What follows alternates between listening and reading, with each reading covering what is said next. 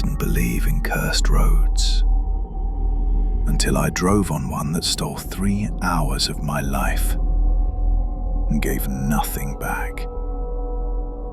This isn't a story about getting lost. It's about realizing something noticed me and decided to let me go. If you've ever driven at night through the middle of nowhere, you know how your brain starts filling the dark with ideas. Headlights carve a tunnel through the black. The radio becomes background noise, and every lonely mailbox looks like a person until you're close enough to prove yourself wrong. Because there are places in the United States that don't scare you with screams or shadows.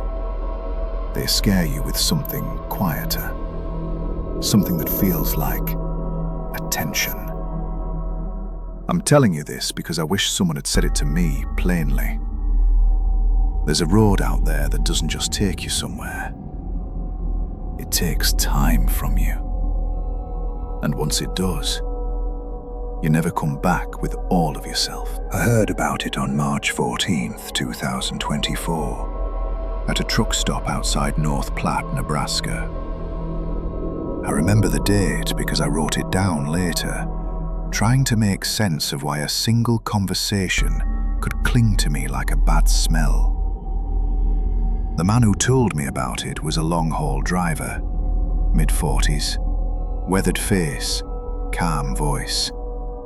Not the kind of person who hunts for spooky stories. We were both waiting on fresh coffee, half asleep, making the kind of small talk people make when they're trying to stay awake. He asked what I did. I told him I wrote and researched stories, places, strange events, the kind of thing people love to listen to late at night. He didn't laugh. He didn't roll his eyes. He just nodded slowly, like he'd heard that before. Then he said, "Don't write about roads." I chuckled. "Why? Too many accidents?" He turned, looked at me properly, and shook his head. "No," he said, "because the wrong road will read you back." That made me stop smiling. I asked him what he meant, and for a moment he didn't answer. He stared past me, through the glass doors, to the parking lot where semis sat in rows like sleeping animals. Finally he said, "There's one route I won't take after midnight. Not because it's dangerous, not because of cops, not because it's hard." I waited. He took a sip of coffee, then added, "Because it steals the part of the drive you're supposed to remember." "That doesn't make sense," I said. "It will," he replied. Then he told me one sentence I haven't been able to forget. You don't break down on it. You don't crash. You just don't arrive when you should. I asked for the name. He gave me a look that made it clear the question itself was a mistake. "It doesn't have a name," he said. "People try, but names stick to places that want to be found. This one doesn't." I pushed anyway. Told him I'd never heard of a road like that. Told him he was probably talking about drivers zoning out. He didn't argue. He just slid a napkin across the counter. On it, he wrote 3 things. A time, 12:07. The word, don't. And a pair of numbers that looked like coordinates. Then he crushed the napkin into his fist and threw it away like he hadn't meant to show me. "Forget it," he said. "Better for you." I watched him walk out, and I remember thinking very confidently that he was being dramatic. That confidence lasted exactly 2 months. In late May, I was reviewing old footage from a drive I'd taken through rural Kansas. Nothing special, just me heading home after visiting a friend. I used a dashcam because I'd been collecting background shots for videos. The drive should have been 3 hours and a little change. But on the camera timeline, there was a clean jump. No glitch, no corruption, no missing file, just time skipping forward. 1 minute the display read 10:48 p.m. The next, 1:51 a.m. No hard cut, no sudden change of road. Same lane markings, same posture of my hands on the wheel, same song barely audible on the radio. I watched it 3 times thinking I'd missed something obvious. Then I noticed my speed. For 3 hours it never changed. It was the same steady pace you'd keep on an empty road. No stops, no turns, no rest area, no gas station. And that was impossible. I didn't remember any of it either. I remembered leaving, I remembered arriving, but the middle felt like someone had erased a strip of my memory with a clean blade. That's when I thought of the truck driver. That's when I went back to the trash can memory of that napkin and wished I'd kept it. On June 8th, 2024, I decided to find the road. Not because I wanted to prove him right, because I needed to prove him wrong. I told myself it was simple. There had to be a rational explanation. A file corruption, a camera error, a moment I'd fallen into that highway hypnosis people talk about. If I drove the same area in daylight, nothing would happen. That was the plan. I left at 9:30 p.m. anyway, because some part of me wanted the dark. The coordinates were the hardest part.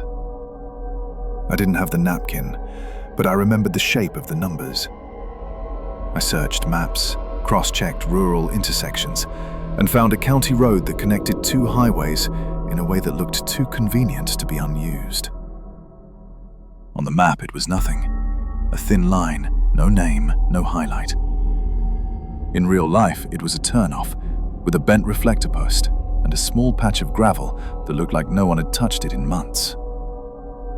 The moment my tires left the highway, the world changed in a way I can't describe without sounding insane. Not visually, at first. The change was in sound. My radio didn't cut out, it didn't crackle.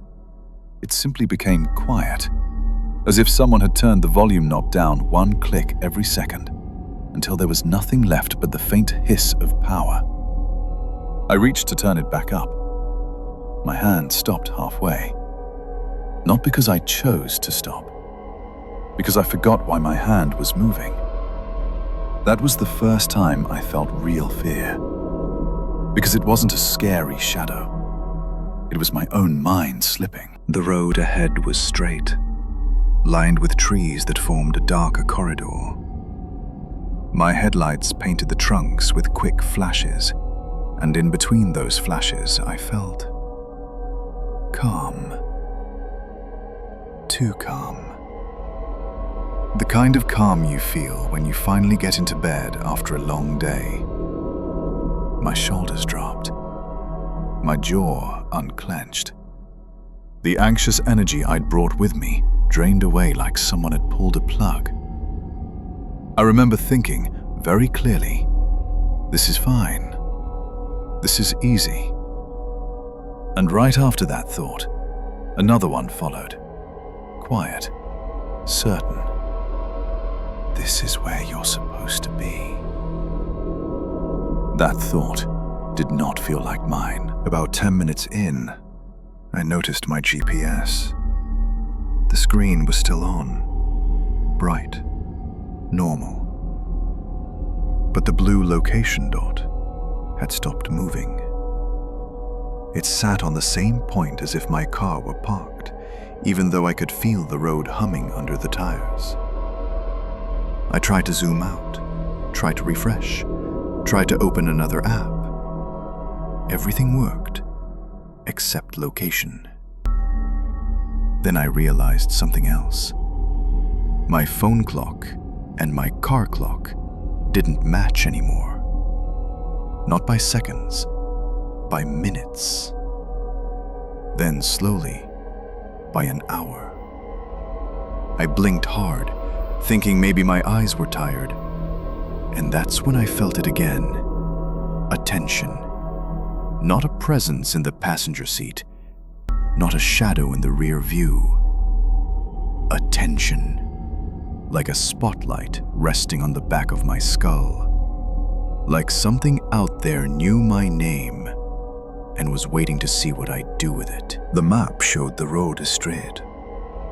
But after what felt like 15 minutes, I saw a turn. A left bend with no sign, no guardrail.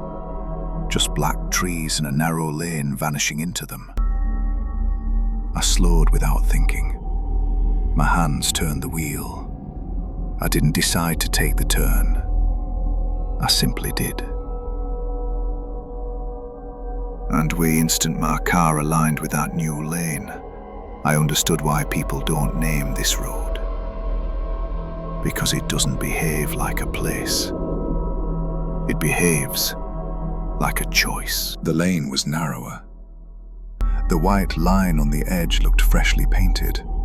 Too bright. Like it had been drawn in the last hour. But the pavement itself was cracked and old. That contradiction made my skin prickle. Then my headlights caught something on the asphalt. A single tire mark, black and wet, like someone had slammed the brakes. It didn't cross the road. It didn't curve away. It stopped, as if the vehicle had simply ceased to exist at that exact point. I passed over it and told myself not to be stupid. And then my engine sound changed. Not louder, not quieter, different. Like the tone of my car had shifted half a note, like a singer changing pitch. My hands tightened on the wheel. This is the part that's hardest to explain, because it happened in the space of a blink. One moment, I was driving through trees. The next moment, I was still driving through trees. Nothing dramatic changed, except my stomach dropped the way it does when you miss a step. The kind of drop that tells you something moved under you. My clock changed. It had been 11:18 p.m. when I entered the road. Now it was 2:46 a.m. I didn't stop. I didn't pull over. I didn't even gasp. Because the calm was still wrapped around me, holding me down. My brain tried to panic and couldn't, and that, more than the missing time, made me feel trapped. I reached for my phone to call someone, anyone. It didn't matter who, I just wanted a voice. My phone was unlocked already. My notes app was open. There was a sentence typed. I did not type it. The cursor blinked at the end, as if the message had just been written. It said, "Don't stop next time." I stared at it, waiting for my memory to catch up. Nothing came. Then my phone buzzed. A notification banner slid down. No sender name, no number, just a single line, like a system message. "You're doing well." My throat went dry. I don't remember deciding to pull over. Well, the next thing I remember clearly is being parked on the shoulder of a completely different highway. Wide lanes, reflective signs, a distant line of headlights moving in the opposite direction. My engine was running. My hands were still on the wheel. My mouth tasted like copper. The clock on the dashboard read 3:02 a.m. I checked my trip meter. It showed a distance that didn't match any route I'd planned. And the strangest detail, my fuel gauge was higher than when I'd started. Not full, just higher, as if someone had refilled it slightly, just enough to keep me moving. I drove home in silence, and when I got there, I didn't sleep. I sat at my kitchen table watching the light shift in the windows. At 6:17 a.m., I opened my dashcam files again. The missing time was still missing. But now there was something new. A 3-second clip at the end I hadn't seen before. It showed the inside of my car, not the road, my dashboard, my hands, my lap. And in that clip, my head turned slightly toward the passenger seat, as if I were listening. Then I nodded once, like someone had asked me a question, and I'd agreed. I stopped posting questions publicly. Something about this felt like it didn't like attention. Instead, I reached out privately to people who had hinted at similar experiences. A man from Iowa told me he drove a back road once and lost 2 hours. He said he woke up the next day with mud on his shoes and no memory of leaving his car. A nurse from Missouri said she took a shortcut home and arrived at 4 a.m. with her hair damp, like she'd been near water. A college student swore he heard a voice on his silent radio, a calm voice that wasn't static and wasn't a station. He said he spoke one sentence: "Keep your eyes on the line." All three admitted the same detail after I asked the question I'd been afraid to ask. "Did you find anything written?" All three went quiet. Then they sent photos, notes, receipts, scraps of paper, handwriting that matched theirs. Instructions that sounded like training. One said, "No lights, no music." Another said, "You weren't ready."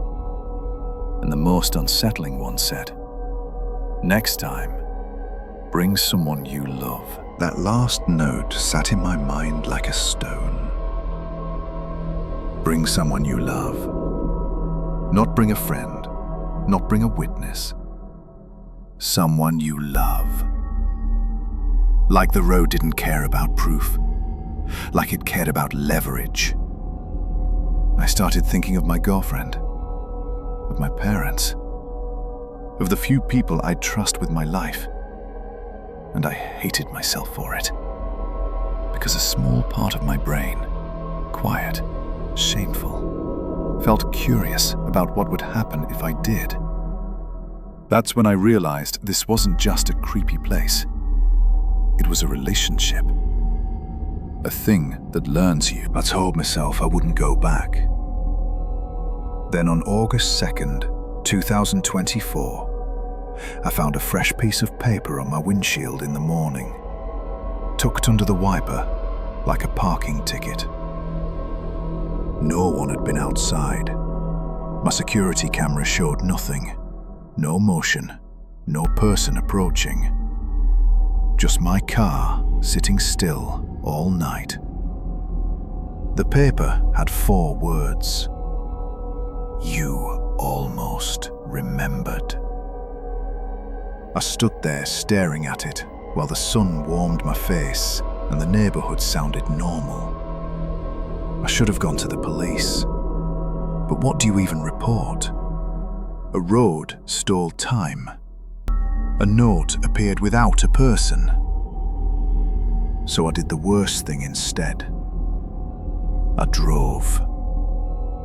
Not to the road, just out. I needed to feel in control. I picked a route I knew well, a highway I'd driven 100 times. And 30 minutes in, I saw the same bent reflector post, the same patch of gravel, the same turn-off. My stomach dropped, because I hadn't taken any exits that could lead there. I checked my GPS. It showed me on the highway, still on course, but the turnoff was right beside me anyway, existing like a mistake in reality. My hands went cold, and without meaning to, I signaled, "Here's the truth I didn't want. You don't find the road. It finds you. It waits until you're tired, distracted, alone. Then it offers itself like a shortcut. And if you've been on it before, it doesn't need your permission anymore." I didn't take the turn that day. I forced myself to keep going, shaking, repeating out loud, "No, no, no." I drove for another hour and didn't stop until I reached a crowded gas station with bright lights and people everywhere. I went inside, bought water, held it in my hands like it was proof I was real. Then I noticed my phone. My notes app was open again. A new sentence had been typed while my phone was in my pocket. I did not type it. It said, "We can wait." That's when I finally felt something break inside me. Not fear, but grief. Because waiting is what predators do. Waiting is what people do when they know time isn't on your side. And for the first time, I understood something that made my eyes sting. This road didn't want to kill me. It wanted to own the part of me that thinks I'm safe. There's one thing I haven't told you yet, because it's the part I'm still trying to accept. I started having memories that didn't fit my life. Tiny flashes, trees, white lines, a voice beside me, the taste of copper. My head turning toward the passenger seat. And last week, I found a photo in my phone. A photo I didn't take. It was taken inside my car, at night, on a road lined with trees. My face was half lit by the dashboard glow. And in the passenger seat, there was a shape I can't describe clearly, because it didn't look like a person. It looked like darkness, arranged into the idea of someone sitting there. The photo had no timestamp, no location data, just one file name. Next time. I don't know when I'm going back, but I know something worse. I don't know if I get to choose. I wish I could tell you this is where it ends, but it isn't.